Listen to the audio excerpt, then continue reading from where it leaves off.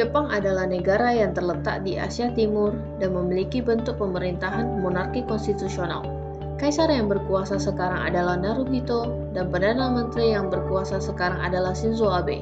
Adapun Menteri Luar Negeri Jepang sekarang adalah Toshimitsu Motegi. Dalam kancah hubungan internasional, Jepang dikenal sebagai negara yang memiliki tingkat kedisiplinan dan teknologi yang tinggi. Perihal kebijakan luar negeri, Jepang memiliki fokus terhadap kerjasamanya dengan aliansi-aliansi yang mereka miliki di seluruh dunia.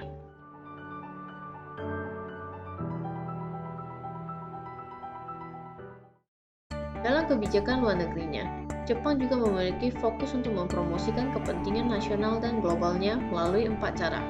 Pertama yaitu dengan upaya untuk perdamaian dan stabilitas Jepang di komunitas internasional. Jepang meluncurkan kebijakan luar negeri ini dengan salah satu alasan dikarenakan Jepang melihat bahwa lingkungan keamanan di sekitarnya yang berubah-ubah dan perubahan keseimbangan kekuasaan di komunitas internasional yang semakin cepat dan semakin kompleks telah menimbulkan kompetisi antar negara. Jepang memiliki banyak strategi untuk mengatasi permasalahan dunia internasional. Salah satunya dengan cara menguatkan perjanjian keamanan antara Jepang dan Amerika Serikat yang dinilai dapat meningkatkan perdamaian negara juga di region Asia Pasifik. Dalam hubungannya dengan ASEAN, Jepang juga memberikan bantuan dan melakukan upaya-upaya seperti menyediakan kapal-kapal patroli dan terus mendukung upaya untuk meningkatkan kemampuan penjaga pantai. Jepang mengeluarkan semua kebijakan ini sebagai bentuk kontribusi proaktif untuk perdamaian berdasarkan prinsip kerjasama internasional.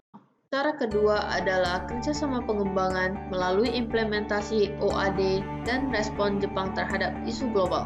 Dalam hal kerjasama pembangunan, Official Development Assistance yang berdiri pada tahun 1954 adalah bentuk kontribusi Jepang terhadap pengembangan di dunia.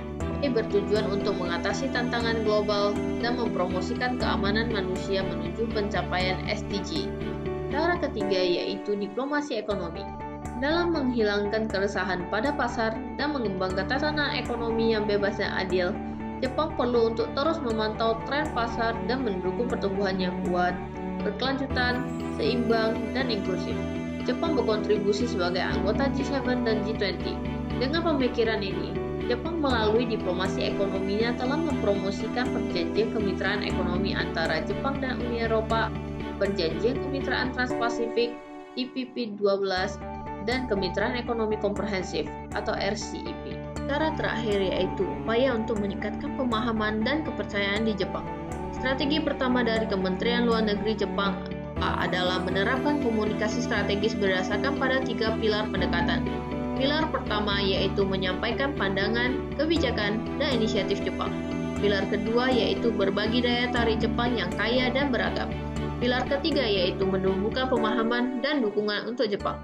Strategi kedua dari MOFA adalah melakukan persiapan untuk pendirian pusat komunikasi Japan House di 3 kota yaitu Sao Paulo di Brazil, Los Angeles di Amerika Serikat, dan London di Inggris, yang dimulai pada tahun 2015 dengan tujuan untuk menarik banyak orang dan untuk memperluas basis orang-orang yang tertarik dan berpengalaman di Jepang. Cara ketiga adalah dengan melalui laporan yang disampaikan oleh media asing mengenai Jepang dan komunikasi melalui media asing. MOFA secara aktif memberikan informasi tepat waktu kepada media asing dan menawarkan bantuan untuk liputan pers mereka agar mendapatkan pemahaman dan dukungan dari komunitas internasional tentang posisi Jepang dan kegiatannya. Cara keempat adalah melalui diplomasi budaya, olahraga, dan pariwisata. MOFA dan Japan Foundation melaksanakan berbagai proyek diplomasi budaya, olahraga, dan pariwisata Jepang dengan cara memperkenalkan budaya dan olahraga Jepang di luar negeri dan mempromosikan pariwisata untuk menciptakan citra positif Jepang di negara-negara asing. Pada tahun 1947, Jepang menganut kebijakan luar negeri pasifisme idealis setelah Perang Dunia Kedua berakhir. Kebijakan ini dilakukan karena Jepang mengalami trauma yang sangat berat atas kekalahannya dalam Perang Dunia Kedua. Sejak saat itu, Jepang memberlakukan undang-undang perdamaian untuk membatasi penggunaan kekuatan Jepang.